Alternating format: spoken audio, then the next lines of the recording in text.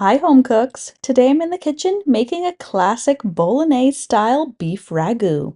This recipe is inspired by classic Italian home cooking. Layers of flavor from slow cooking, hearty meat, veggies, tomatoes, and red wine. It's thick, bold, and endlessly satisfying. This Italian-style beef ragu is the ultimate comfort food. This recipe uses simple ingredients for an old-world flavor, perfect for making a hearty meal for cozy nights or special gatherings.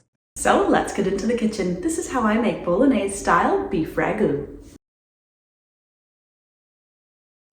The first thing I'm going to do for this recipe is preheat a large Dutch oven to medium-low heat. Then I'm going to dice very finely a 1/4 pound of pancetta. You can also use a food processor for this, which I'm doing here for a no-chop version. The pancetta is almost going to melt into the sauce and give it a rich, savory depth of flavor. Now to my Dutch oven, I'm going to add 2 tablespoons of extra virgin olive oil. Once heated, add in the pancetta. Allow it to fry and release the fat into the pan. Give it a stir occasionally to make sure everything is getting cooked down evenly.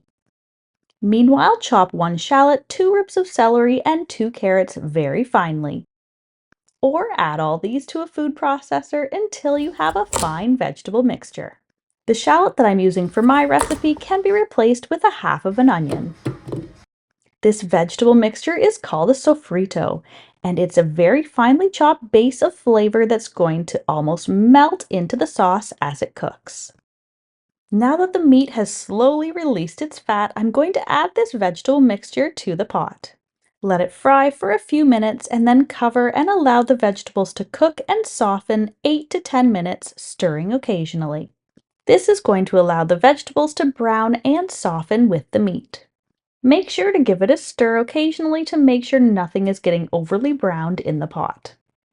I'm just adding a little bit of the red wine to deglaze the pan with the sofrito before I add in the meat. Then I'm going to add in 1 pound of ground beef and 1 pound of ground pork.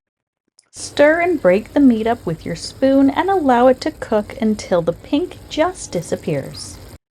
Now I'm going to add in 1 cup of red wine and stir to deglaze the bottom of the pan. This is going to mix in a ton of caramelized brown flavor. And the red wine adds the perfect contrast of acidity. This can also be replaced by the same amount of white wine. Cook and stir the mixture until the wine is absorbed into the meat. Now I'm going to add in 1 can of tomato paste.